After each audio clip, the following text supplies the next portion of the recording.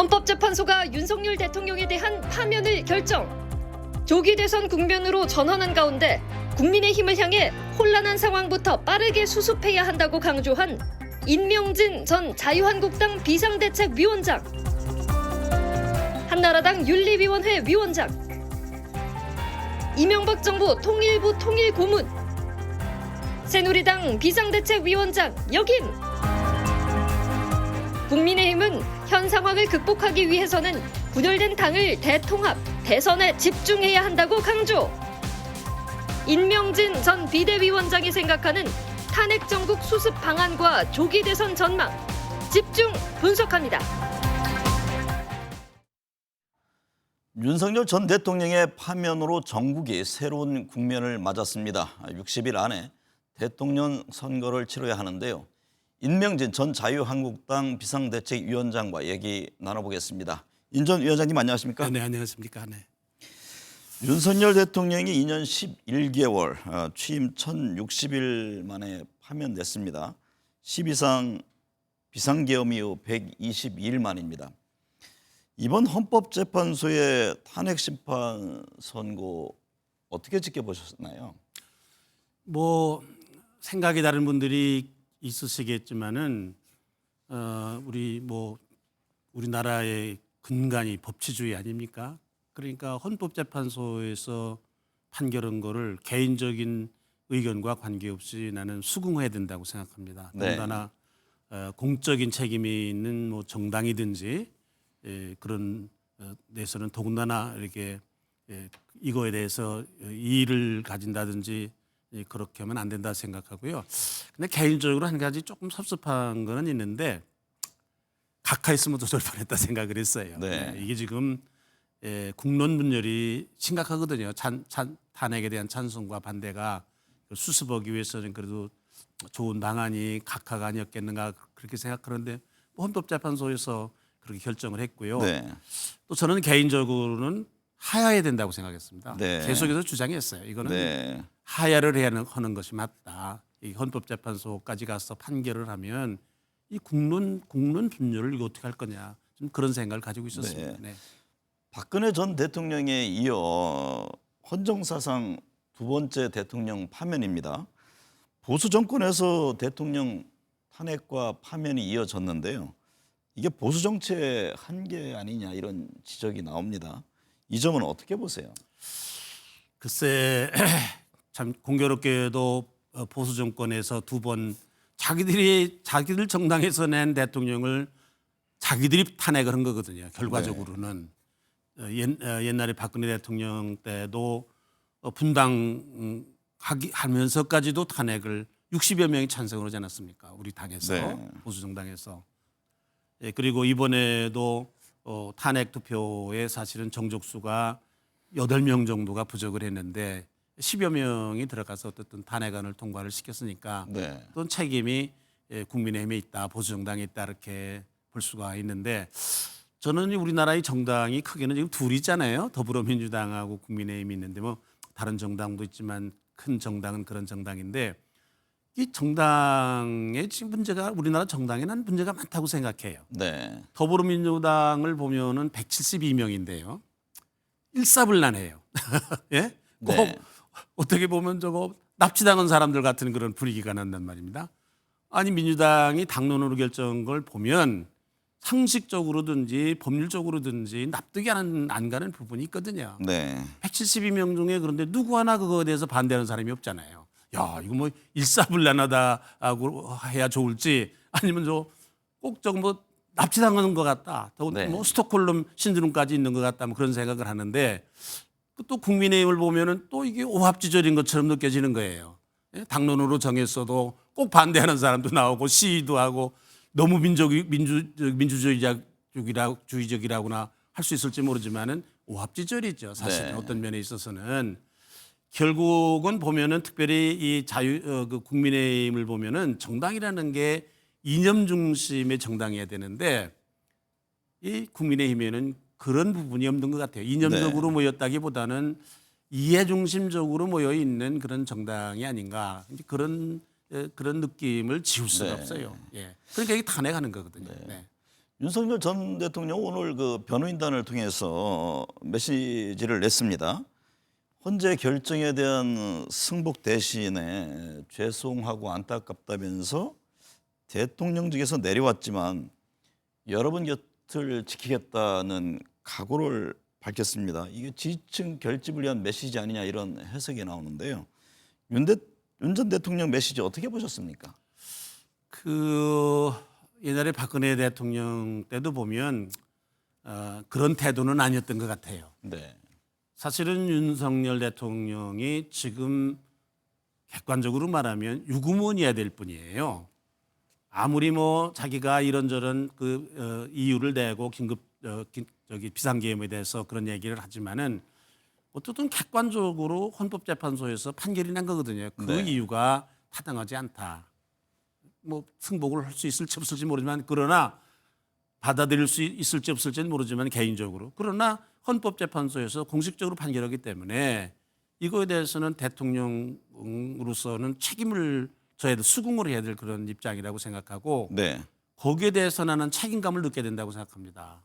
뭐 저 비상계엄 때문에 100한 4개월 정도가 됐잖아요. 네. 그동안에 우리나라가 얼마나 어려웠습니까? 국내적으로 그건 우리나라가 지금 국익에 손해가 온 거는 그건 아마 무슨 돈의 가치로 환산할 수 없는 또 되돌이킬 수도 없는 그런 피해가 있었을 거라고 생각해요. 네. 국민들에게도 실제로 있고요. 지금 뭐 경제가 지금 얼마나 지금 어려운지요. 이런 거에 대해서 본인이 이거는 사실은 대통령으로서 어떻든지 간에 책임을 져야 되는 거거든요. 네. 더군다나 이 탄핵이 정당하지 않다라는 비상계엄이 정당하지 않다라는 이런 헌법재판소의 판결이 나왔으면 이거에 대한 책임을 통감을 하고 적어도 뭐 속으로야 어떻든지 간에 형식적으로라도 자기 책임을 인정을 하고 지금 이런 상황 속에서 해야 될 자기의 행보가 뭔지를 심사숙고해서 네. 했어야 될 일이라고 생각합니다. 네. 국민의힘은 현재 그 내부 갈등입니다. 탄핵 찬성 세력을 조치해야 한다는 발언도 나왔는데요. 이러다 당이 쪼개지는 것 아니냐는 시각도 있습니다. 인 위원장께서는 2017년 3월 박근혜 전 대통령 파면 직후 당시 자유한국당 비상대책위원장을 맡아서 당내 혼란을 수습하기도 했는데요. 지금 국민의힘은 어떤 노력을 기울여야 할까요? 제가 꼭 1917년에 그 박근혜 대통령 탄핵, 예, 2017년이요. 예, 2017년 그때 제가 비상대책위원장으로 갔는데 그때도 당이 나뉘어져 있었습니다. 친박과 탄핵을 찬성한 사람들과 반대한 사람들 내지는 친박과 비박이라고 그럴까 이게 네. 반대 세력이 나뉘어져서 한 무더기는 30여 명은 나갔죠. 분당을 하고 나가기도 했습니다. 남아 있는 사람들이 한 80여 명이 넘겨 있었는데 그 안에도 탄핵을 찬성했던 사람과 반대했던 사람이 남아 있었습니다. 네. 그때도 이게 당이 상당히 내분이 있었던 셈이죠. 그래서 많은 그런 어려움이 있었습니다만은 결과적으로 보면은 나갔던 사람들도 다 들어왔고 또 내부에서도 뭐 서로 박근혜 대통령의 그 탄핵을 두고 이견이 있었던 사람들도 다 어떻든 하나가 돼서 대선도 치르고 네. 그래서 5년 후에 정권 교체도 사실은 하게 된 거거든요. 지금 나는 국민의힘이 뭐 어쩔 수 없이 난 그럴 수밖에 없다고 생각합니다. 지금 네. 이게 탄핵 국면에 찬성하는 사람도 있고 반대하는 사람도 난 있을 거라고 생각하고 또 그런 행위가 나타나기도 하고 그랬지만은 그건 불가피한 일이라고 생각하고 그러나 이게 과거에 이 분당이 됐기 때문에 분열이 됐기 때문에 당했던 그 쓰라림 있잖아요. 네. 이게 분열의 학습을 톡톡히 한 그런 정당입니다. 그래서 나는 뭐 분당이 된다든지 네. 그렇지는 않을 거로 생각하고 그 바라는 거는 빨리 그걸 수습해야 된다고 생각합니다. 지금 무슨 뭐 탄핵을 네. 찬성했다 반대했다 그걸 따질 상황은 아니고요. 대선이 눈앞에 왔는데 일치단 결렬해서 당이 하나로 이렇게 화합하는 모습을 보여야 된다 그렇게 생각합니다. 네. 4월 2일 재보궐선거에서도 국민의힘이 참패했습니다. 그래서 나오는 얘기가 지도부 교체인데요. 조기 대선 전에 친윤계 지도부부터 교체해야 한다는 주장에 대해서는 어떤 입장이세요?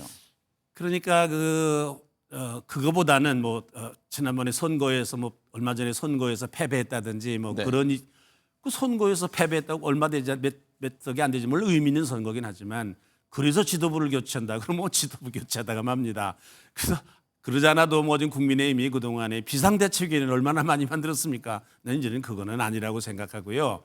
당의 화합을 하기 위해서는 탄핵에 찬성했든지 반대했든지 뚜렷하지 않은 그런 인물로 지도부가 바뀌어지는 것은 당의 화합으로 해서 일종의 좋은 말하자면 방안이다 이렇게 생각을 해요. 네. 예, 그래야지 지도부 자체가 탄핵을 찬성한 사람이라든지 반대하는 사람이든지 이런 경우에 당의 화합을 이루기는 조금 어렵지 않는가 그런 생각을 하게 됩니다. 네. 그게 사실 박근혜 대통령 때도 저는 뭐 박근혜 대통령의 좀 찬성이든지 반성이든지 뭐 그런 거 전혀 관계가 없는 외부 사람이었기 때문에 아마 그래서 당의 화합이 좀 이렇게 하는데 도움이 되지 않았을까 이렇게 네. 생각을 합니다. 지금도 그런 어떤 외부에서 영입하는 부분도 좀 고민해볼 필요가 있다. 이렇게 예, 저는 뭐 보시는군요. 그건 예, 뭐 지금은 필요한 거라고 생각합니다. 현재의 지도부의 탄핵을 반대했든지 찬성했든지 네. 그런 분들의 얼굴, 그런 분들의 지도력을 가지고는 당의 화합도 어렵고 특별히 예, 국민들을 상대로 하는 국민들이 뭐 반반 나뉘어지지 않았습니까? 네. 그런 상황에서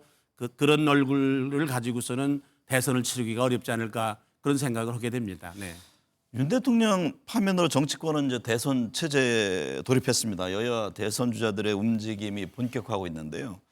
2달 안에 선거를 치르게 됩니다. 뭐 지금 날짜도 6월 3일이 되지 않겠느냐 이런 전망도 나오는데 현재 대선 후보 지지율을 보면 이재명 민주당 대표 독주입니다. 현재 대선 종국은 어떻게 보세요?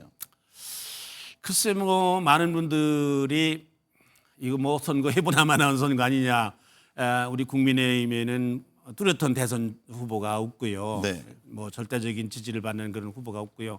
뭐 이재명 대표는 오래전부터 대선 후보 자리를 굳혔고 계속해서 뭐 1등을 그 지지율을 유지를 하고 있는 상황이니까 많은 분들이 뭐 이재명 대표가 대통령이 되는 게 뭐 지금 거의 확정이 되지 않았느냐 그렇게 생각을 하는 분들이 많이 있는데 저는 뭐 그거에 대해서 상당히 조금 다른 생각을 가지고 있습니다. 우선 뭐 지난 주일인가요? 뭐 갤럽 여론조사에 보니까 이재명 대표보다도 많은 지지율을 받은 사람이 있어요. 무당층이라고. 네. 38% 받은 것 같더라고요. 이재명 대표는 35%인 것 같은데 그러니까 이게 지금 뭐 꼭 이재명 대표가 절대적인 지지를 받는다 그렇게 얘기할 수는 없거든요. 네. 지금 현재를 보면. 그리고 그 2017년 그때 우리 대선 때도 보면 그 문재인 대표가 48%의 지지율을 받았던 것 같아요. 네. 그리고 국민의힘은 11%였어요. 그래도 대선 결과는 그렇게 많은 차이가 안 났거든요. 오히려 보수 후보를 다 합하면은 문재인 대표보다도 더 많은 지지율을 받았어요. 네. 유승민, 안철수, 홍준표 네, 네. 52%에 합하면 그렇기 때문에 선거라는 게 해봐야 알고 두 달이라는 게 짧다면 짧지만 네. 선거로서는 굉장히 긴 거거든요. 네. 단지 이제 국민의힘이 이런 상황 속에서 어떻게 하느냐 이제 그거에 대한 그게 관건이라고 생각을 하고요. 또 뭐 사실은 뭐 이재명 대표가 지금 독주 체제인데 저게 과연 국민들에게 어떻게 비춰질 거냐. 찬성하는 사람도 많지만 네. 상당히 거부 반응도 있는 것 같으니까 선거라는 거 해봐야 된다고 생각하고 절대적으로 그거는 국민의힘이 어떻게 앞으로 하느냐 짧은 기간이지만 거기에 달렸다고 생각합니다. 네. 국민의힘은 윤 전 대통령과의 관계를 놓고도 시각차가 있습니다. 대선 주자들 간에도 입장이 다른데요. 재보궐선거 결과에서도 봤듯이 이게 탄핵에 반대했던 강성 지지층만 기댈 수 없는 상황 아니냐 이런 시각인데 관련해서 윤 전 대통령 손절 얘기가 나옵니다. 윤 전 대통령 탈당이나 출당 문제는 어떻게 보세요? 제가 비대위원장 할 때도 박근혜 대통령에 대한 출당 징계 문제가 아주 뜨거운 감자였습니다. 그랬죠. 예, 많은 분들이 뭐 저에게 징계를 해야 된다 이제 그런 말도 있었습니다만은 저는 이런 그 전직 대통령에 대한 그런 정치적인 책임으로 탄핵을 당하는 것으로서 이 문제를 매듭을 져야지 당에서까지 징계를 논의하는 것은 저는 바람직하지 않다. 근데 당시에 그렇게 생각을 했고요. 그래서 저는 박근혜 대통령에 대한 징계는 저는 정말로 몸으로 막았습니다. 상당한 비난도 받았고 제가 어려운 그런 상황에도 있었지만 저는 그런 소신을 굽히지 않았고 지금도 난 마찬가지라고 생각합니다. 비교할 일은 아니지만 난 더불어민주당에서 전직 뭐 대통령이든지 누구에 대해서 나중에 징계를 한다는 난 그런 얘기 못 들어봤습니다. 네. 네. 대선 일정을 보면 다음 달 초에는 대선 후보를 확정해야 합니다. 현재 국민의힘은 김문수 장관, 홍준표 시장, 안철수 의원, 오세훈 시장, 뭐 한동훈 전 대표, 유승민 전 의원 지금 등등이 거론됩니다. 어느 후보가 유력할 것으로 보십니까? 글쎄 제가 그걸 알면 얼른 가서 줄을 쓸 텐데 네. 아마 그분들 말고도 또 한 10여 명이 넘을 거로 지금 보고 있습니다. 그렇습니다. 그러나 이제 정당은 그런 경선 절차를 통해서 이제 국민들과 당원들의 선택을 봐야죠. 네, 그렇게 해서 뭐 현명한 선택을 저는 할 거로 생각을 합니다. 그래서 그분을 중심으로 해서 대선을 칠 수밖에 없고 지금은 뭐 누구다 그렇게 얘기할 수가 없는 것 같습니다. 네. 대선을 앞두고요. 보수 진영 간의 통합이나 후보 단일화 문제는 어떻게 보는지요? 이준석 개혁신당 의원도 지금 출마 의지를 보이고 있거든요. 국민의힘과 개혁신당 뭐 통합이나 후보 단일화 가능성은 어떻게 보십니까? 저는 그 역대의 선거를 보면은요 연합을 하지 않고는 졌습니다. 네. 그 김대중 대통령 때도 DJP 연합을 연합. 했거든요. 예. 그다음에 김영삼 대통령 때도 3당 통합을 했거든요. 그렇죠.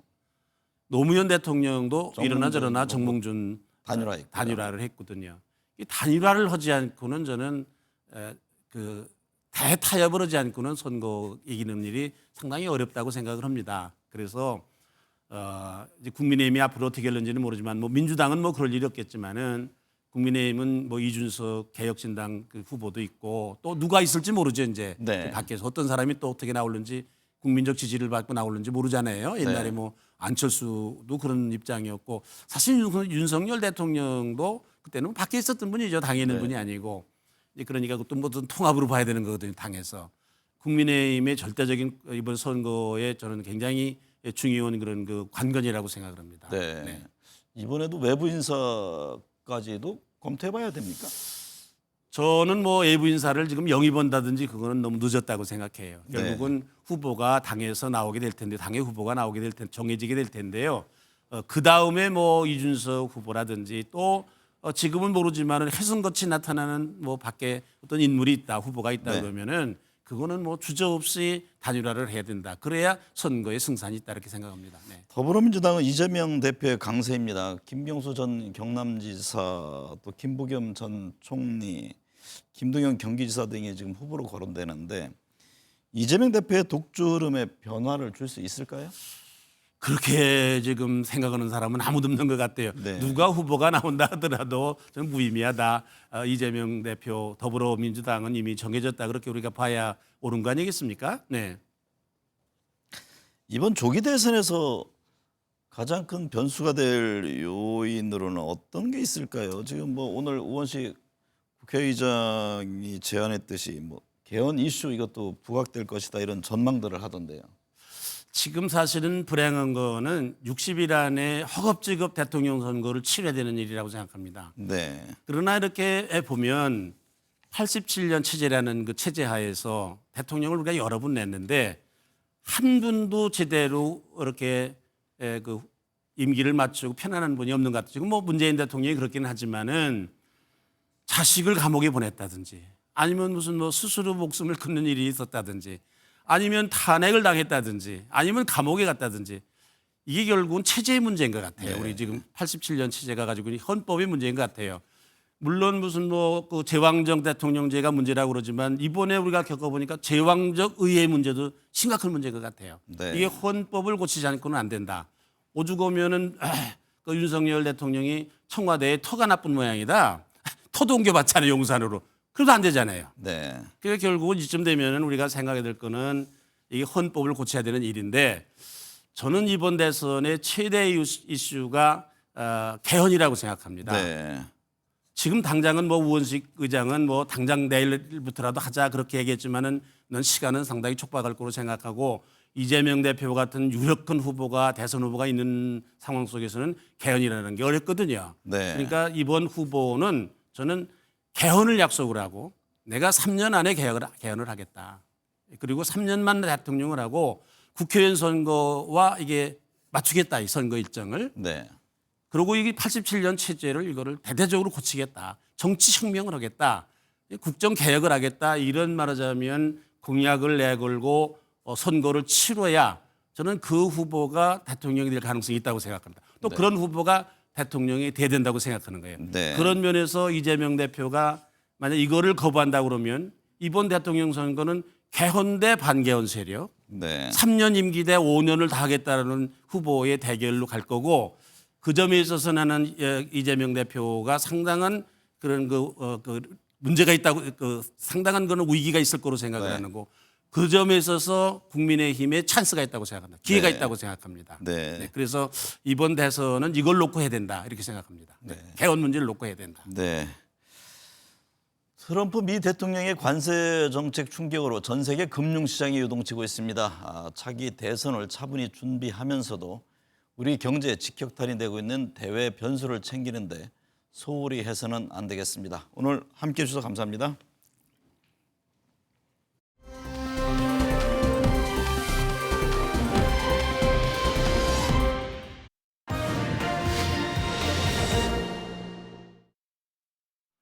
네, 정치권 현안 짚어보겠습니다. 김성태 전 국민의힘 원내대표, 김현정 더불어민주당 의원, 이종근 시사평론가, 박원석 전 정의당 의원 나오셨습니다. 네 분 어서 오십시오. 예, 안녕하세요.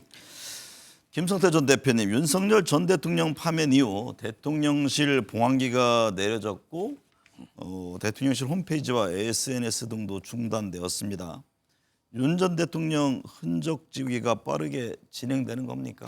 뭐 정부적인 차원에서나 사회 전반적으로는 이제 전직 대통령이 된 것이고 전직 대통령 윤석열 대통령의 흔적은 이미 행정부처라든지 다 지워졌죠. 네. 남은 것은 이제 국민의힘 윤석열 전 대통령을 배출한 집권당이었던 국민의힘에서 윤석열 대통령에 대한 판단을 어떻게 가져갈 것이냐.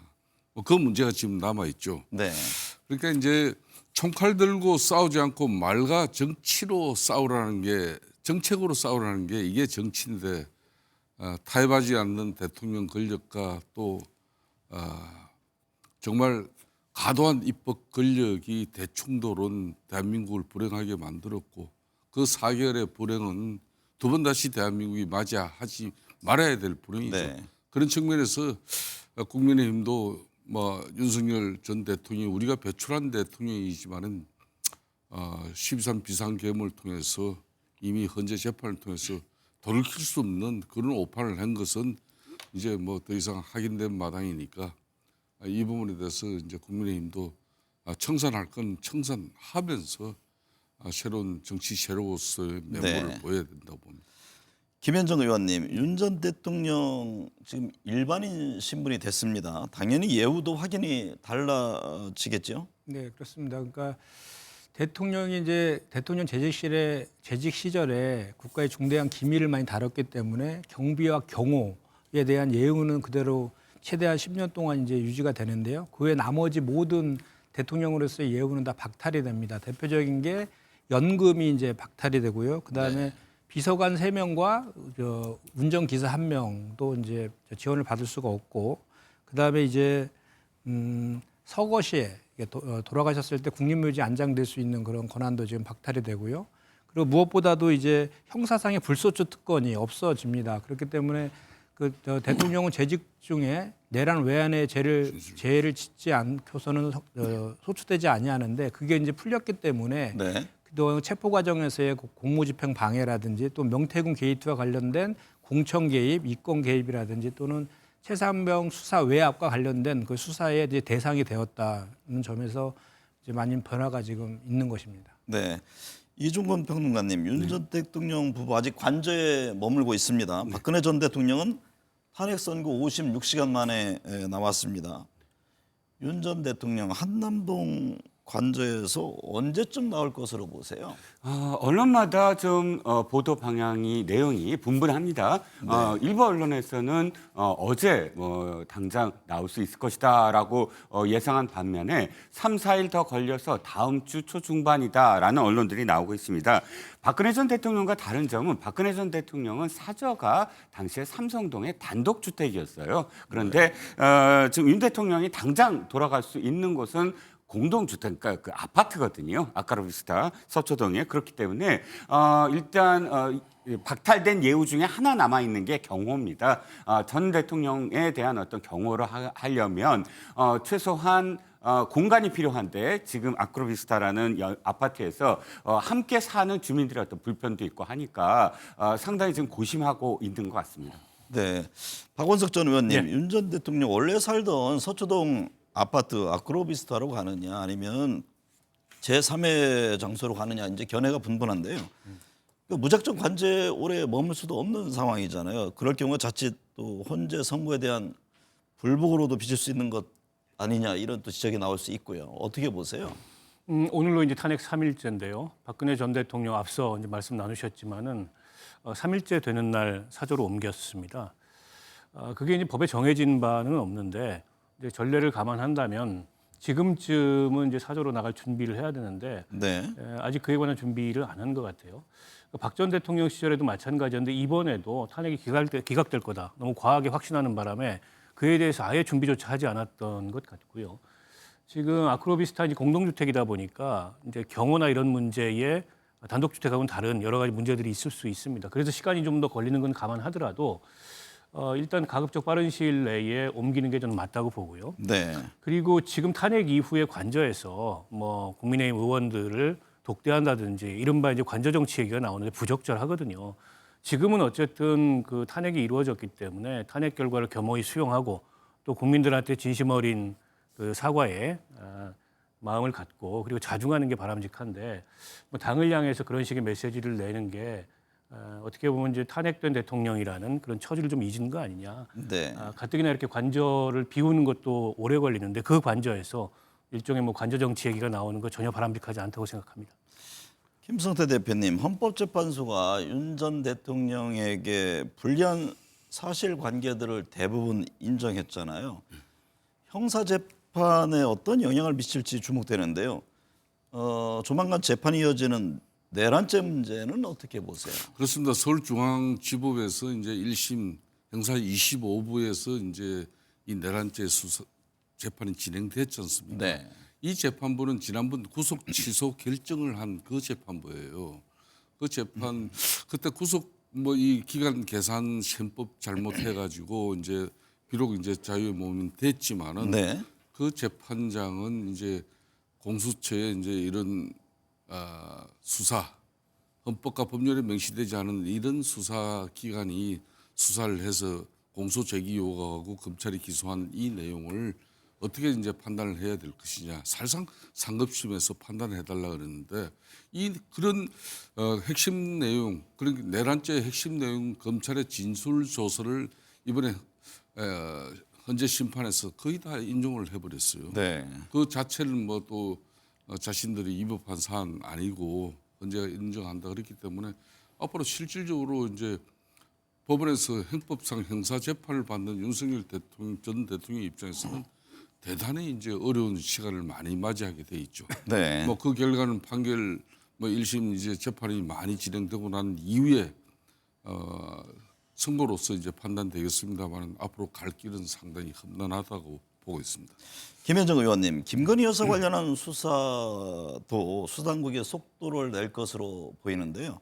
검찰은 공천 개입 의혹 수사에서 김건희 여사 소환 가능성도 배제하지 않고 있다 이런 얘기도 나오고요. 지금 속도 있는 수사와 함께 포토라인에 설 가능성에 대한 얘기가 지금 나옵니다. 네, 그렇습니다. 지금 윤석열 정권 당시에 검찰들은 거의 뭐 윤석열 김건희 여사를 지키기 위한 방패막이다라는 비판까지 있을 정도로 좀 편향적인 수사와 기소를 좀 해왔었는데요. 그 김건희 여사 각종 의혹과 관련해서도 뭐 황제 수사라든지 봐주기 수사를 통해서 무혐의 처리하고 계속 그런 것이 반복돼 있지 않아 네. 반복돼 왔지 않습니까? 그런데 이제 이것이 윤석열 전 대통령의 파면 이후에 이제 검찰의 존폐 문제까지도 지금 이어지고 있고 그래서 검찰이 자기 조직을 지키기 위해서 김건희 여사를 적극적으로 수사할 가능성이 대단히 높아졌다라는 일각의 시각들이 있습니다. 네. 그리고 그럴 가능성이 대단히 높다라고 저는 생각하는데 그럼에도 불구하고 저는 그 윤석열 검찰이 당시에 지금 그 내란 당시에 내란과 관련돼서 뭐 그 고위 검사 2명을 선관위에 파견을 보냈다든지 또 비화편을 통해서 김용현 전 장관과 통화를 했다든지 네. 그리고 또 그 내란 수계 피의자인 윤석열을 석방시켜줬다든지 또는 경호 차장과 본부장을 구속영장을 3차례나 이렇게 기각시킨 이런 것들로 봤을 때 내란에 관련되었다라는 많은 의혹들도 갖고 있는 것도 맞거든요. 네. 그런 상황에서 검찰이 김건희 여사에 관련된 수사를 한다라고 하면 국민적인 신뢰를 받을 수 없을 것이다라고 저는 생각하기 때문에 지금 국회에 계류적인 김건희 특검법을 통해서 국민적인 의혹이 대단히 많은 김건희 여사에 대한 사건들을 수사해야 된다. 저는 그렇게 생각합니다. 결국 특검법이 필요하다 이런 말씀이시군요.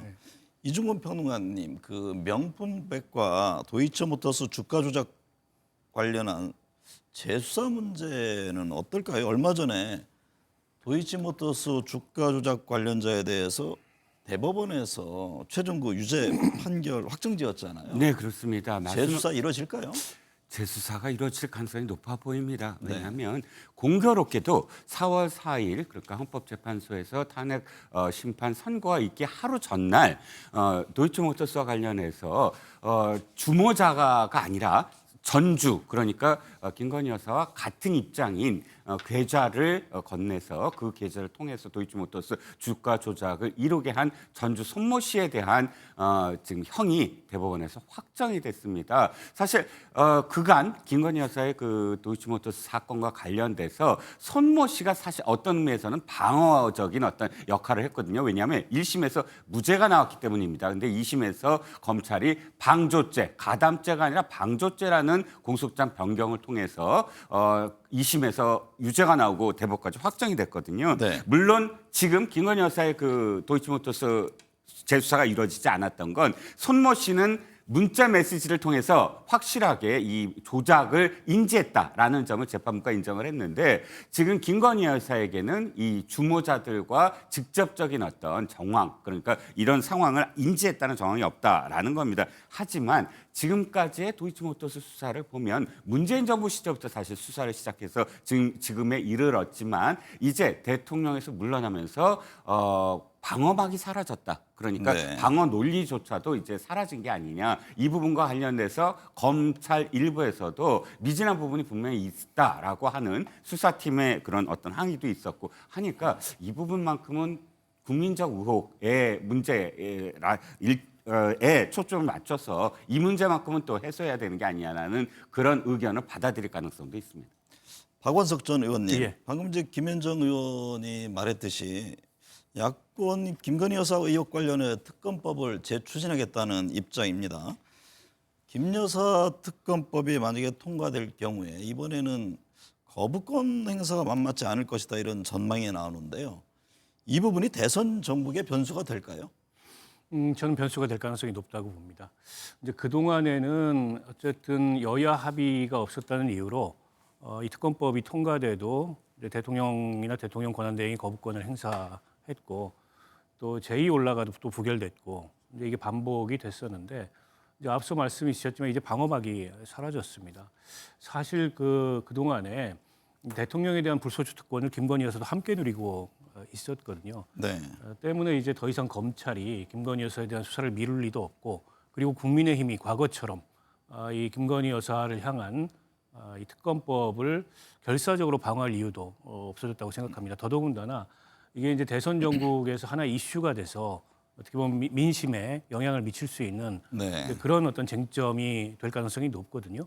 언제까지 이거를 뭐 방어할 거냐? 언제까지 윤석열, 김건희 부부하고 단절하지 않고 그 관계를 유지하면서 국민의힘이 조기 대선을 갈 거냐? 이 문제가 실질적 고민일 수밖에 없다고 봅니다. 때문에 국회에서 다시 한번 이제 김건희 특검법이 추진이 된다면 통과될 가능성이 높고 이제 거부권 행사나 혹은 재결에서 종전과는 다른 모습이 나타날 가능성이 높다고 보고요. 네. 지금 이게 이제 도이치모터스 주가 조작과 이 선거 개입뿐만이 아니라 그 양평 고속도로 종점 변경 문제 그리고 최근 들어서 삼부토건 주가 조작 문제 이런 새로운 이슈들까지 네. 김건희 여사 관련된 의혹이 확장돼 있거든요. 때문에 주워 담을 수 있는 일이 아니다 본질적으로. 그래서 저는 국민의힘도 이제는 윤석열, 김건희 부부의 의혹과 단절하고 손을 끊어야 된다 이렇게 생각합니다. 김성태 전 대표님, 윤 전 대통령 파면 선고 이후 지금 여론조사에서 응답자 10명 중에 7명은 선거 국면에서 윤 전 대통령이 자숙해야 한다고 응답했는데 여전히 지금 정치 행위를 이어가고 있습니다. 오늘 나온 메시지에서는 승복 대신 죄송하고 안타깝다면서 청년들을 향해서 늘 여러분 곁을 지키겠다고 했는데요. 이게 여전히 싸우겠다는 결의를 다진 것 아니냐 이런 해석입니다. 어떻게 보셨어요?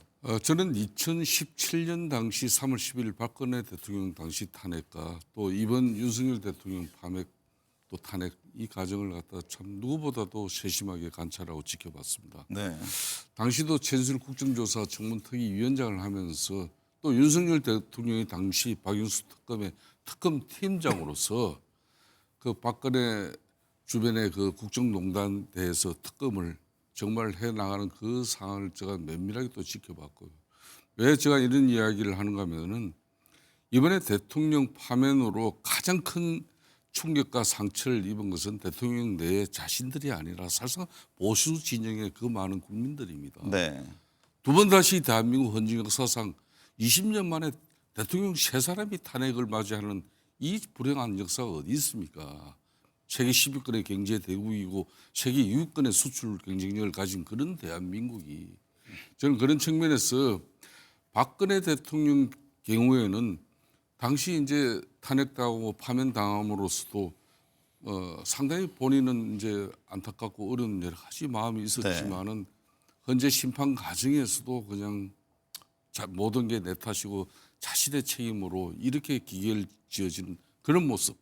그러니까 국민 여론에 부응하는 그런 빼저린 자성과 또 성찰을 통해서 또 한편으로 옥고를 치르면서 네. 그런 정말 침묵의 시간이 있었기 때문에 5년 만에 지난 2020년도 그 대통령을 탄핵당한 그 정당 다시 대선 후보를 국민들은 선택해 준 게 그분이 바로 윤석열이에요. 네. 그런 측면에서 저는 윤석열 대통령께서 오늘 나온 입장이나 앞으로도 좀 해야 될 부분은 상당한 기간 지속적으로 저는 자숙하는 그 분위기 그런 또 진정성 이런 게 대단히 중요하다고 저는 보고 있습니다. 김현정 의원님, 윤 전 대통령 어제도 나경원 의원과 만나서 대선에 승리하길 바란다 메시지를 내놓기도 했는데 오늘 나온 내용을 보면은 향후 대선 전국에 개입하겠다는 의사 아니냐 이런 시각이 있습니다. 뭐 관련해서 국민의힘 내부에서도 반발 목소리가 들린다고 하던데요. 어떻게 보세요? 그렇습니다. 국민의힘의 입장에서 보면 윤석열 대통령은 지금 그 계륵 같은 존재인 것이죠. 사실 헌재 그 판결 난 이후에 헌재 판결에 승복하겠다는 메시지도 없었고요. 국민에 대한 진정 어린 사과도 없었습니다. 그런 상황 속에서 파면이 되면 관저에서 나와야 됨에도 불구하고 나오지 않고 관저에서 만나서 그 탄핵 그 반대의 선봉장에서도 나경원 의원한테 수고했다라고 얘기하면서 마치 상황인 것처럼 이렇게 행사하는 것은 국민의 입장에서 보면 전혀 도움이 되지 않죠. 그러니까 윤석열 전 대통령 입장에서 보면 앞으로 계속 형사 재판들이 줄줄이 이어질 것이니까 그것 때문에 적극적으로도 경선이나 대선에서 관여하려고 할 것 같고 또 나경원 의원 같은 경우에도 지금 당대표를 지금 노리고 있는 것 같은데 그러기 위해서는 이제 윤석열 전 대통령을 지지했던 그런 강성 보수층을 끌어안기 위한 전략인 것 같은데 결국은 이런 행보들은 그 당과 그리고 그 국민의힘 이런 쪽에 전혀 도움이 되지 않는 행보로 귀결될 것이다라고 저는 생각합니다. 네, 이종근 평론가님, 윤상현 의원은 윤 전 대통령을 못 지킨 국민의힘 의원들 잘못이라는 입장을 밝혔고 탄핵 찬성파 의원들에 대한 조치 얘기도 나왔다고 하던데요. 네, 의총에서 국민의힘 내부 분단 가능성까지 있는 겁니까? 의총에서 말씀하셨듯이 일부 의원들끼리 좀 고성에 오갔거나 혹은 질타하는 분위기가 있었던 것 같습니다. 하지만 지금 분단 가능성 저는 그렇게 크지 않다고 봅니다. 왜냐하면 8년 전으로 되돌아가 보면 8년 전에 박근혜 전 대통령이 탄핵 인용해서 파면되었을 때 바른미래당이 지금 그 자유한국당에서부터 나와서 따로따로 후보를 냈습니다. 그때 어떻게 됐습니까? 문재인 후보가 40%대였는데 네. 바른미래당 유승민 후보, 그다음에 자유한국당의 홍준표 후보, 국민의당의 안철수 후보를 다 합치면 사실 문재인 후보보다 앞섰거든요. 결과적으로는 그때의 분당이 당시의 정권을 빼앗긴 어떤 계기가 됐고, 첫 번째는 그래서 8년 전의 어떤 추억 때문이고, 두 번째는 실질적으로 지금 그때보다 사실상 분당을 할 수 있는 정도의 어떤 세력화가 미흡하다. 분당을 하려면 사실 중심이 커야 되고 어느 네. 정도의 어떤 그런 세가 형성이 돼야 되는데, 차라리 안에서 경선 과정에서 권력 헤게모니를 장악하자라는 게 아마도 지금 내부의 어떤 목소리일 것 같습니다. 그래서 그 두 가지 이유로 8년 전으로 되풀이되는 어떤 상황은 아닐 것으로 보입니다. 박원석 전 의원님, 예. 김용현 전 국방부 장관 다시 윤석열 끝까지 싸우자며 지금 파면에 불복하는 모습을 보이고 있는데요. 이런 불복 선동 어떻게 봐야 합니까? 이분이 이러는 게 처음이 아니고 네. 그 헌재 선거 전에 뭐 헌법재판관들을 처단하자 뭐 이런 메시지까지 그 강성 지지층들에게 보내고 했었는데요. 그러니까 이미 이제 뭐 윤석열 파면이 이루어졌기 때문에 김용현 장관이 뭐라고 하든 골방에서 혼자 소리 지르는 것 이상의 그런 영향은 없을 거라고 봅니다만, 네.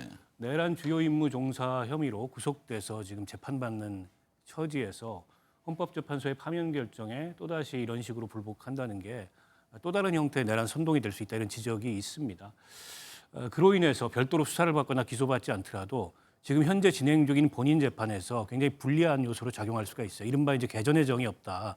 그러니까 내란 주요 임무 종사자 같은 경우에는 최소 징역 5년 이상의 형을 받는데 더더욱 이제 중형을 자초하는 그런 모습이 아닐까 싶고요. 네. 이게 이제 광장의 이른바 극우 세력한테 영향력을 유지하고자 하는 의도일 텐데, 그 영향력이 얼마나 가겠습니까? 감옥에 갇혀가지고 혼자 소리 지르는 사람의 무슨 그 과격한 발언이나 주장이 큰 영향력을 가지리라 보기 어렵고요. 저는 결국 이제 본인 재판에 계속 불리한 일을 본인이 쌓아가고 있다고 봅니다. 네. 윤석열 전 대통령의 파면 선고로 대선 국면에 접어들었습니다. 박 의원님, 네. 대통령 고려에 따른 선거는 지금 60일 안에 치러지잖아요. 네. 지금 6월 3일 얘기가 나옵니다. 우선 절차상으로 보면 그 대통령 권한대행이 국무위원회를 통해서 대선 일정을 공고를 해야 됩니다. 네. 지금 8일 날 국무위원회가 예정이 돼 있어서 아마 8일 국무위원회를 통해서 대선 일정을 확정하고 공고를 하게 될 것 같은데요.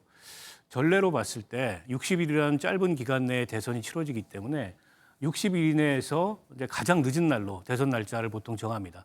그래서 이제 그 6월 3일을 많이 예상을 하고 있고요. 네. 이미 선거관리위원회는 예비후보 등록을 시작을 했습니다. 사실상 대선 막이 오른 상황이고, 속속들이 아마 이번 주부터 대선 주자들의 출마 선언이 잇따르지 않을까 싶은데요. 네. 이제 문제는 이게 이제 이 대통령 탄핵, 특히 계엄 내란으로 인한 이제 탄핵이라는 큰 사건을 겪고 나서 치루어지는 대선이고, 또 지금 이제 대선을 관리해야 될 관리 책임을 한덕수 권한대행이 지게 되는데, 한덕수 권한대행도 마은혁 재판관을 여전히 임명하지 않고 있지 않습니까? 네. 매일매일 위헌을 저지르고 있는 상황에서 과연 공정한 대선 관리가 되겠느냐, 그에 대해서 여러 가지 우려를 낳고 있는 게 사실입니다. 네. 김성태 대표님, 국민의힘은 탄핵의 여파를 수습하는 게 중요해 보이는데요. 앞서 설명했듯이 윤 전 대통령 탄핵 찬반을 둘러싼 내부 갈등, 또 재보궐선거 참패에 따른 지도부 책임론 등 좀 복잡합니다. 차기 대선에 대해서는 어떤 입장을 갖고 임해야 한다고 보세요? 대선의 어떤 입장보다는 8년 만에 다시 또 보수 정당에서 또 대통령 탄핵을 맞이한 그 참 가오에 대해서 빼저린 자성과 성찰이 더 중요한 거죠. 네. 그러니까 자정 노력을 해야 되는 것입니다. 박근혜 대통령 탄핵 이후에 그래도 우리가 패족이 돼서 국민들에게 진정 어린 그런 탄핵당한 정당의 또 책임을 우리는 정말 헌신과 희생, 성찰로서 국민들에게 다시 섰거든요. 그런데 어떤 그런 진정성이나 그런 또 절차 없이 네. 당장 뭐 60일 조기 대선 이루어졌다고 해서 그런 가운데 중도 합리적 국민들에게 우리에게 다시 한 번 더 기회를 달라, 그렇게 이야기하는 방식은 맞지 않죠. 우선 윤석열 대통령이 탄핵될 수밖에 없었던 이 사항에 대해서 그 정권의 호가호위했던 그런 무리들이 스스로 이 자신들의 정치적 가오를 고해성사해야 되는 문제도 대단히 중요한 것이고 네. 윤석열 대통령 탄핵과 함께 최소한 그 국민의힘 내에서도 한두 명 정도라도 그래도 정치적 책임을 지고 배지 던지면서 두 번 다시 이런 보수 진영의 대통령은 우리가 배투를 해서 우리가 잘못 당정관계 잘못 모셔서 이렇게 대통령의 독단과 오판으로 탄핵당하는 이런 일은 없어야 된다. 이런 정도로 결기를 가져줘야 되는 겁니다. 네. 그렇게 하고 난 뒤에 상소로 이미 두고 있는 이재명 민주당 지금 후보에 맞설 그 상대가 누구냐 그런 고민을 해야 되는 것이지 지금 뭐 상태에서 우리가 후보가 10명, 20명이면 국민들이 올바로 쳐다보겠습니까? 네. 뼈를 깎는 성찰과 자정 노력이 저는 우선이라고 보고 있습니다. 네. 산불 진화 헬기가 추락했다는 지금 안타까운 소식이 들어와 있습니다. 하단 속보로 지금 나가고 있습니다. 김혜정 의원님, 민주당 김윤덕 사무총장 등이 대통령 거리 시 권한대행이 4일 이내에 대선일을 공고하도록 하는 법안을 발의했는데요. 앞서 이제 박원석 전 의원 말씀하셨습니다만 한덕수 권한대행이 대선일 공고를 지연할 가능성도 있다고 보십니까? 일단 저희 더불어민주당 입장에서는 최악의 경우를 가정해서 이제 준비한다는 차원에서 이렇게 하는 것이고요. 네. 사실 실제로 한덕수 대행이 그동안 마은혁 재판관을 아직도 임명하지 않고 있고 그 특검 추천 의뢰를 하지 않고 있는 거 아닙니까? 그럼 명백한 네. 위법적인 상황인 거는 헌법재판소를 통해서도 확인이 된 그런 상황인데도 불구하고 아직도 안 하고 있는 그런 측면이 있거든요. 그래서 우리 공직선거법 35조에 의하면 대통령 거리 시에 이제 60일 이내에 조기 대선을 치르게 되어 있고 50일까지 선거일을 공고하도록 되어 있거든요. 네. 국무회의의 심의를 통해서 공고하도록 되어 있는데 4월 4일 날 이제 파면이 되었기 때문에 4월 14일까지는 공고를 해야 됩니다. 네. 그런데 4월 14일까지 공고를 하지 않더라도 처벌 조항이나 강제하는 규정이 없어요. 네. 그런 이제 입법적인 미비가 있는 것입니다. 그런데 좀 전에 말씀드린 것처럼 한덕수 대행은 마은혁 재판관 미임명이라든지 특검 추천 의뢰라든지 이렇게 헌법상에 임명해야 됨에도 불구하고 하지 않은 그런 전례들을 지금 갖고 있기 때문에 네. 그거 관련된 대비를 지금 하는 차원이다라고 보시면 될 것 같고 우리 한덕수 대행이 이제 어제 대국민 담화에서 공정한 선거 관리를 하겠다라고 발표했지 그런 않습니까? 입장을 냈죠. 그렇기 때문에 이제 국무회의가 화요일 날 열리니까 8일쯤 예, 그죠? 모레 열리는 화요일 날 국무회의에서 논의하고 선거일을 정상적으로 공고하는 것이 가장 바람직하다. 그렇게 해야 된다고 생각합니다. 네.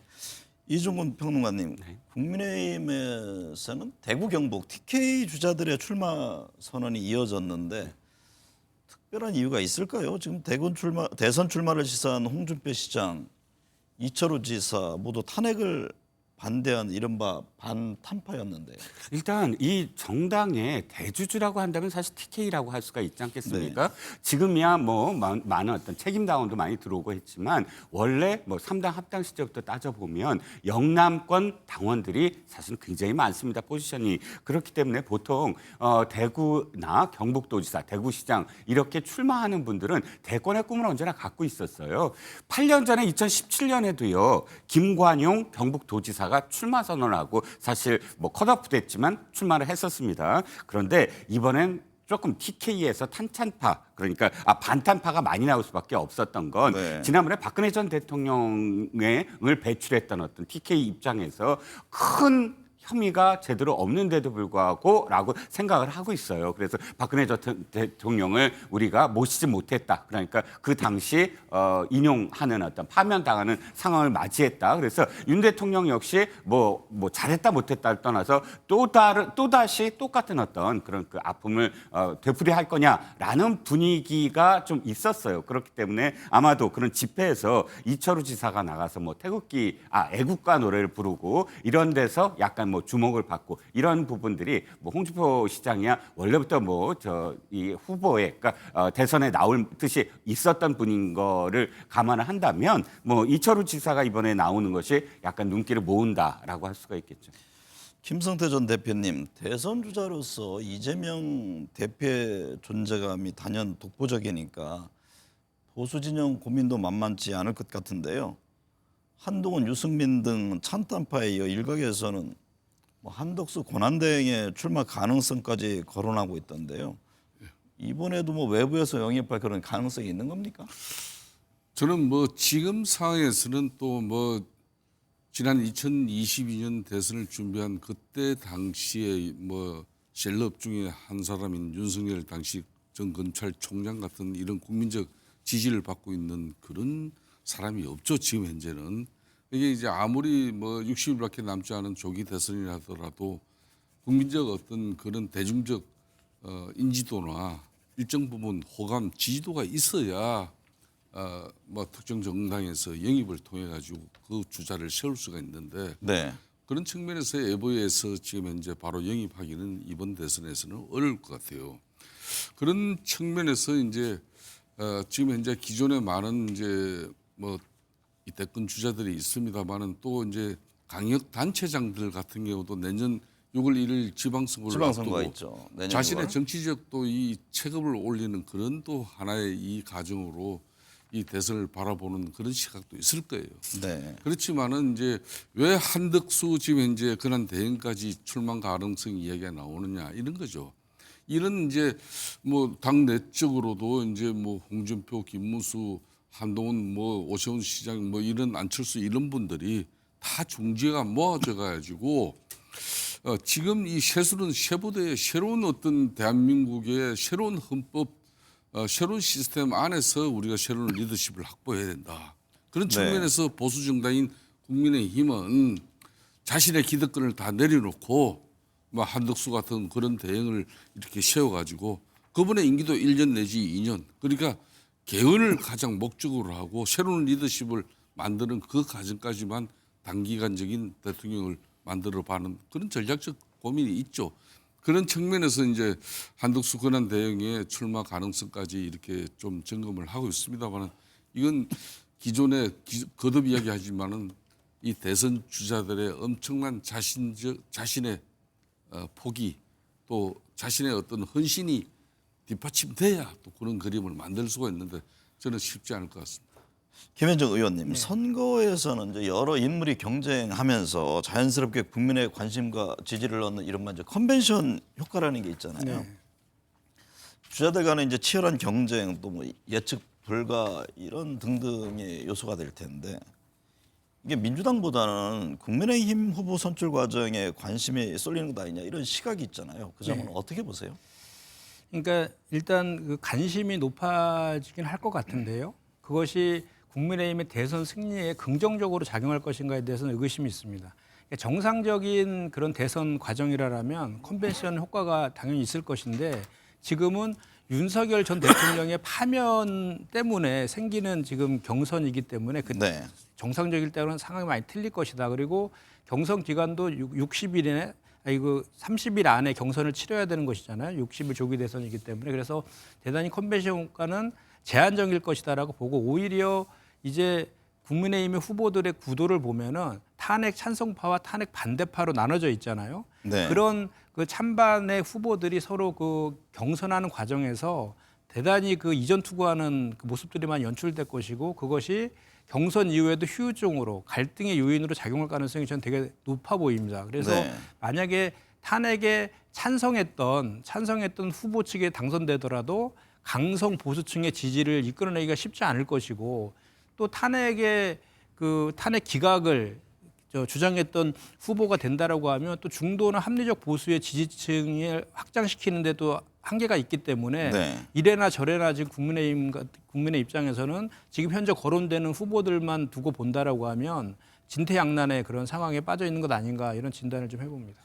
이중근 평론가님, 국민의힘은 어떤 전략으로 갈까요? 이재명 대표에 대한 뭐 사법 리스크를 부각시켰지만 공직선거법 2심에서 무죄가 나오면서 그마저도 지금 내세우기 어려운 형국이잖아요. 네, 그렇지만 사법 리스크가 완전히 제거됐다라고 아마 국민의힘은 판단하지 않을 것 같습니다. 1948년 정부 수립 이래로 5개 재판을 받고 있는 야당 후보라는 그런 점에서 이재명 포비아, 이재명이 만약에 대통령이 된다면 돌아올 세상은 어떤 세상이다. 여기에 아마 초점을 맞출 것 같아요. 사법 리스크만이 아니라 국민들이 바라봤을 때 그 공천 과정에서의 비명 행사하는 공천 과정 또는 좀 왕처럼 군림하려는 어떤 태도, 예를 들어서 단식할 때 지지자들이나 의원이 앞에서 큰절하는 것을 즐기는 듯한 태도라든지 최고위원회에서 아버지라고 불리는 그런 현장을 그대로 받아들이는 태도라든지 이런 점들이 만약에 이분이 대통령이 됐을 때 190석 가까운, 물론 자신의 어떤 정당은 170석이지만 범여권까지 포함을 해서 190 가까운 입법 권력까지 포함을 해서 행정 권력까지 해서 권력을 독점한다면 어떤 세상이 올까에 대한 것을 부각시키지 않을까 싶은데, 한 가지 첨언한다면 그런 네거티브만으로 만약에 국민의힘이 일관하려 한다면 사실상 굉장히 국민의힘 자체의 어떤 자신의 어떤 꿈, 비전 이런 것들을 보여주지 못하는 상황이 되므로 저는 거기에 몰입해서는 안 된다고 생각합니다. 네. 김현정 의원님, 조기 대선 체제 접어들면서 향후 대선 후보들의 행보에 관심이 모아집니다. 이재명 대표는 조만간 9일 얘기가 나오던데요. 대표직을 사퇴하고 당내 경선 준비에 들어간다는 계획인데요. 그동안 경제 정책이라든가 중도 확장론을 펴왔지 않습니까? 네. 실용주의를 내세우면서 민생 통합 행보 계속 이어갈까요? 네, 일단 한덕수 대행이 그 8일날 선거일을 공고한다고 하면 그 다음 날 최고위에서 아마 그 사퇴를 하시고 대선 경선 준비에 들어갈 것이라는 예상이 좀 되고요. 그동안 그 이재명 대표는 지금도 그 이제 회복과 성장 그리고 잘사니즘이라는 그 화두를 가지고 계속해서 민생과 관련된 보폭들을 행보들을 계속해서 해왔고요. 네. 또 더불어민주당은 보수 정당이라고 규정하면서 중도 실용주의 노선을 명확하게 천명하고 지금 가고 있는 그런 상황이라서 이후에 이제 그 경선에 들어가게 된다라고 하면 이러한 보폭들은 더 이제 확장시켜 나갈 것이라고 이제 예상이 되고요. 네. 다만 이제 조금 전에 우리 이재명 대표가 왕처럼 군림한다라고 하는 것은 정말 근거 없는 주장입니다. 그런 주장들은 그 공중파에서 하시는 거는 좀 결례이고요. 오히려 왕처럼 군림하다 파면당한 사람은 윤석열 전 대통령 아닙니까? 그런 표현들은 자제했으면 좋겠습니다. 네. 박원석 전 의원님, 네. 이 대표가 사퇴하면 박찬대 원내대표가 대표 권한 대행을 맡게 되는데요. 지금 경선 방식을 주목합니다. 현재는 국민 참여 경선, 당원대 국민 50%씩 이렇게 참여하는 방식이잖아요. 비명계에서는 100% 국민 참여 방식을 주장하고 있는데 이게 시간적 제약 등을 고려하면 현실성이 떨어지는 것 아니냐 이런 지적이 나오던데 어떨 것 같습니까? 우선 지금 민주당에서 몇 분의 후보가 경선에 참여할지 잘 모르겠지만 네. 생각보다 그렇게 많지 않을 것 같다. 이런 예상이 나오는 것 같습니다. 특히 이제 국민의힘하고 비교하면 이제 국민의힘은 벌써 이제 이름이 거론되는 분만 해도 10여 명 이상인데 민주당은 상황이 좀 다를 것 같고요. 이제 그렇다 보니까 경선 방식을 어떤 것을 택하든 아마 경선 결과가 달라지지는 않을 거다. 네. 이재명 대표의 대세론이라는 게 이제 확정적인 거고 다만 그래도 정당이 후보를 그냥 박수로 추대할 수는 없는 거니까 경선을 치르긴 할 텐데 이제 이재명 대표 이외에 다른 후보들 같은 경우에는 그나마 조금 해볼 만한 경선을 위해서 100% 국민 참여 경선 이런 의견이 있는 것 같아요. 근데 이제 아시겠지만 시간이 없습니다. 이게 네. 6월 3일을 대선으로 만약 우리가 상정한다면 5월 12일 날이 후보 등록 마감이고 4월 8일 이후에 대선 공고가 나는 걸 감안하면 각 정당이 후보 확정까지 불과 한 3주 정도 시간밖에 없어요. 네. 그래서 번거로운 대선 경선 방식을 취하기는 어려울 거다. 지금 조국혁신당에서는 민주당을 향해서 야권의 모든 후보들이 참여하는 원샷 이 오픈 프라이머리를 제안을 했는데 그건 아마도 현실화되기 좀 쉽지 않을 것 같습니다. 네. 민주당 내부에서 지금 5대5 룰로 그냥 경선을 치룰지 아니면 국민 참여 비중을 더 늘려서 이제 국민 참여 경선의 의미를 더 더할지 그건 모르겠습니다만 원샷 프라이머리 같은 형태는 이게 준비만 하더라도 이제 상당 시간이 소요되고 비용도 많이 들고 하기 때문에 게다가 이제 이해관계가 조금씩 달라가지고 세부 룰로 들어가면 이견도 있을 수 있어서 그건 아마 쉽지 않고 각 당에서 후보를 확정한 이후에 아마 야권의 단일 후보를 내는 방식이 되지 않을까 싶은데요. 네. 어떤 경우가 되든지 야권에서는 이재명 그 후보로 확정되는 게 거의 구분 응선 이상 99% 확정됐다 이렇게 볼 수 있을 것 같습니다. 김성태 전 대표님 어떻게 보세요? 이재명 대표 독주 흐름 속에 과연 김경수, 김동연, 김부겸 주자 등 비명계 후보들이 어떤 좀 변화를 몰고 올 수 있을까요? 절대 이런 흔히 말하는 비명계 인사들이 지금 현재 이 조기 대선 전국에서 이 좀 눈여겨보고 그리고 국민들이 관심을 기울일 수 있는 정도의 그런 여력과 어떤 그런 뭐 방향성은 절대 나오지 않는다. 그러니까 찻잔 속에 저는 태풍이라고 보고 있어요. 지금 천상천하 유아독존 지존 이재명 이 대표의 이 체제는 제가 대한민국 올해가 이제 강복 80주년 아닙니까? 네. 대한민국 헌정 76년을 이렇게 되돌이켜 보더라도 과거 이 전통 야당 그러니까 민주당의 대주주 뭐 김대중 전 대통령이나 YS 김영삼 대통령 이런 정말 걸출한 지도자가 있음에도 불구하고 이렇게 완전 저항적 뭐 이 당권을 이렇게 행사하고 또 이렇게 그립이 센 그런 대표 좀 보지 못했어요. 네. 정말 민주당 많은 의원들이 다 개성도 뚜렷하고 또 뭐 다양성도 많은 그런 뭐 허리 말한 선수들이라는 선수로 다 민주당이 다 모여 있는데 네. 그분들을 다 제압하면서 끌고 가는 저 리더십이라는 것은 정말 대단하죠. 그렇기 때문에 뭐 김경수, 김동연, 뭐 김부겸 뭐 어떤 주자들도 이번 조기 대선판에서는 절대 뭐 대려 경거망동하지 않을 것이다. 저는 네. 그렇게 보면서 다만 이제 국민의힘에 대한 국민적 시각이 가장 높을 수밖에 없어요. 그러니까 국민들은 이 냉철한 지성으로서 대한민국의 미래를 갖다 이제 걱정하지 않을 수 없는데 지금 타협하지 않는 대통령 권력과 과도한 입법 권력의 대충돌로 이렇게 국가와 국민이 불행해지는 걸 지켜봤는데 네. 그러니까 윤석열 대통령과 이재명 대표는 다 심판과 청산의 또 대상으로 보는 그 많은 국민들의 인식이 있다는 거죠. 그러면 그 인식 속에 국민의힘 후보는 어떤 후보로 내서서 또 그 전에 대통령이 탄핵당한 그런 정당으로서의 집권당의 책임을 지는 그런 자정의 노력을 어떻게 보이느냐에 따라서 국민들의 마음은 달라지는 겁니다. 네. 김현정 의원님, 국민의힘 대선 상황은 어떻게 보는지요? 여러 이제 주자가 거론되잖아요. 여권의 구도는 어떤 예상입니까?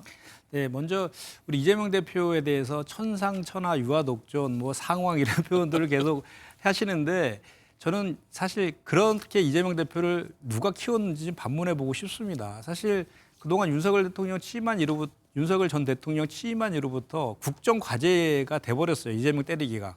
여당 또한 마찬가지였거든요. 그런 과정 속에서 이재명 대표가 더 커진 겁니다. 오히려 그거에 대한 반성의 지점이 있다라는 것이고 그 관점을 계속해서 유지하는 한에는 이번 대선에도 결과는 뻔할 것이다라는 지적의 말씀을 먼저 좀 드리고 싶고 지금 여당이 아니죠 이제는 그 국민의힘의 후보들을 보면은 그 4일자 발표된 갤럽 조사를 보니까요.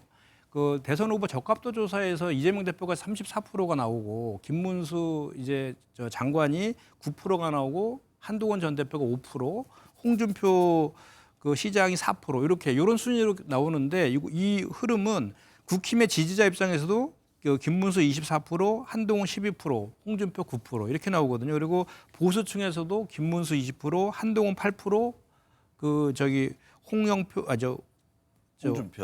7% 이렇게 이런 구도로 나오거든요. 그래서 결국은 구도가 아까도 제가 잠깐 말씀드렸지만 이번 그 국민의힘의 구도는 탄핵 찬성파와 탄핵 반대파 간의 구도라고 봤을 때에는 김문수 대 한동훈의 구도로 좁혀질 가능성이 대단히 높아 보입니다. 그런데 이 여론조사는 그 파면 전에 네. 4월 1일부터 3일 사이 했던 여론조사이기 때문에 이제 파면 이후에 나온 여론조사를 보면은 과연 그 이제 보수층의 지지자들이 그 어느 쪽으로 더 쏠림 현상이 강화됐는지가 지금 볼 필요는 있어 보인다라고 네. 생각합니다. 그런데 중요한 것은 그렇게 그 김문수 장관이라든지 한동훈 전 대표 누가 그 지금 그 후보가 되든 간에 그 확장성에 있어서는 아까도 제가 말씀드렸지만 좀 제한적일 수밖에 없다라는 점을 지적하지 않을 수가 없습니다.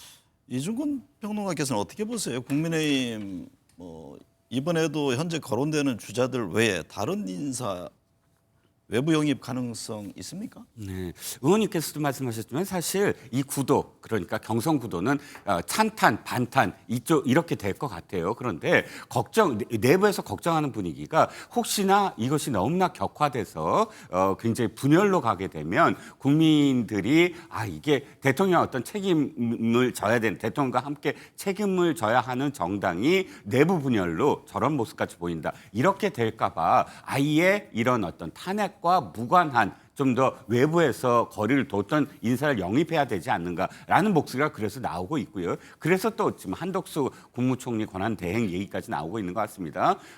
일부에서는 또 홍정욱 전 의원 얘기도 나와요. 홍정욱 전 의원이 친환경 비즈니스 모델을 만들고 있는데 그래도 혁신적인 어떤 인물인데 이번에 무슨 탄핵과 무관한 어떤 그런 인물 아니냐. 하지만 저는 불가능하다고 봅니다. 지금 일단 시간적으로 너무 불가능하고 두 번째는 아무리 외부 인사라고 할지라도 당위성이 있어야 되거든요. 그런데 이미 지금 우리가 이 윤석열 대통령이 외부 인사를 긴급 수혈을 해서 나온 결과가 그렇게 결말이 좋지 않았으므로 내부에 어떤 그런 그 서사가 있는 인물로 아무리 탄핵의 강 바다를 건너야 한다라는 목소리가 나올지라도 분명히 그 안에서 저는 분열을 넘는 그런 결과를 내지 않을까 싶습니다. 박원석 의원님, 네. 지난 4일 조사한 한국갤럽 여론조사를 보면 조기 대선이 치러질 경우 정권 교체 요구가 정권 유지보다 우세합니다. 또 14대 대선 비치러진 7번의 대선을 분석한 결과 대선 약 60일 전 여론조사에서 1위를 기록한 후보가 대통령이 된 경우는 5번, 확률로 따지면 71%인데요. 이번 대선은 어떨까요? 뭐 과거 데이터를 굳이 비교하지 않더라도 네. 정권 교체는 확정적이라고 봐야 되겠죠. 그러니까 윤석열이 일으킨 이 계엄 내란으로 인해서 국민들이 얼마나 많이 상처받고 또 기본권이 위협을 받았습니까? 그에 대해서 헌법재판소가 이제 파면 결정을 내렸는데 이 진정성 있는 반성도 사과도 단절도 없는 국민의힘이 다시 국민들 앞에 나와서 표를 달라, 다시 권력을 위임해달라. 저는 사실 염치가 없다고 생각해요. 그러니까 최소한 윤석열 출당 조치를 하고 그리고 나서 국민들 앞에 정말 석고되지 않은 심정으로 무릎 꿇고 나서 그래도 다시 한번 믿어달라 해도 모자랄 판에 지금 당내에서는 오히려 탄핵에 찬성하는 의원들을 색출해야 된다. 이런 얘기까지 나오고 있는 마당에 그런 정당이 대선에 후보를 내고 표를 그 국민들한테 호소한다는 것 자체가 저는 굉장히 넌센스라고 생각하고요. 네. 뭐 그렇더라도 지금 국민의힘이 지금 상태로 보면 후보를 선출하고 대선에 임하겠죠. 그러나 아무것도 바꾸지 않고 그 임하는 대선에서 저는 국민들이 그에 대해서 뭐 지지를 보낼 가능성이 없다고 보고 이 여론조사 결과를 보면 특히 중간층에서 이 정권 교체 여론이 정권 유지 여론보다 굉장히 높거든요. 네. 선거라는 거는 양쪽의 고정 지지층 말고 결국 중간층을 누가 얼마나 많이 확보하느냐 여기에 달려있는 게임인데 지금 중간층의 여론 분포로 봤을 때 국민의힘이 이번 선거에서 제가 보기엔 가능성이 전혀 없다고 보고 2007년도 대선에서 당시에 이명박 후보에게 정동영 후보가 사상 최대 표차로 패배했습니다. 500만 표 이상 차이가 났는데요. 네. 저는 이번에 거꾸로 그런 그 기록이 재현될 가능성이 있다. 특히 온건하고 합리적인 보수 지지층들이 투표장에 부끄러워서 안 나올 가능성이 굉장히 높습니다. 네. 그로 인해서 어쩌면 사상 최대의 표차로 선거 결과가 나뉘어질 수도 있겠다라는 생각이 듭니다. 선거를 미리 예단하는 것은 상당히 조심스럽죠. 사실은 뭐 어쨌든 뚜껑을 좀 열어봐야 하는 상황인데 지금 시간이 한 1분 30여 초 남았는데 대선까지 60일 여러분이 생각하는 대선 기간 최대 변수 한 가지를 꼽는다면 어떤 게 있을까? 제가 두 의원님께 김성태 의원님 어떻게 아무래도 이제 민주당의 실질적으로 대선 후보의 변화는 전 거의 없을 거라고 보고 있습니다. 네. 이변이 없는 한 이재명 지금 대표가 이제 민주당 대선 후보가 될 것은 너무나 자명한 일이고 좀 전에 이제 박원석 의원님의 그런 고견에 대해서 저희들이 뼈저린 그런 고언 충언으로 이렇게 받아들이지만은 그렇다고 해서 지금 이제 이 과도한 입법 권력의 독단과 전횡에 대해서 윤석열 대통령이 오직하면 12.3 비상계엄을 통해서 전 국민이 그 사실을 알게 됐는가? 그 부분이 유일하게 보수 진영에서 얻었다면 얻은 거죠. 그런데 우리가 이제 대통령이 잘못해서 파면까지 이르렀지만 그 과도한 입법 권력에다가 행정부의 수반까지 부여하면은 대한민국의 미래는 어떻게 될 것인지 합리적이고 상식적이고 객관적인 국민이라면 그걸 고민하지 않을 수 없죠. 저는 네. 그게 가장 큰 변수라고 보고 있습니다. 우리 김현정 의원님. 저는 이번 대선에서는 20대의 그 대선 참여율이 상당히 높아질 것 같아요. 왜냐하면 저희가 이제 윤석열 전 대통령이 파면될 때까지 123일이 걸렸는데 그 4달 동안에 광장에 20대의 청년들이 상당히 많이 나왔습니다. 그래서 네. 윤석열 파면을 외쳤는데 실제로 파면이 되었거든요. 그래서 정치적 효능감이 상당히 이제 높아졌습니다. 그 공간에서 사회 대격과 관련된 본인들의 의견들도 많이 개진을 했고요. 그래서 이번 대선을 통해서 그런 본인들의 주장한 의견들을 반영하기 위해서 적극적으로 대선에 참여할 것 같다는 생각이 듭니다. 네. 오늘 네 분 말씀 감사합니다.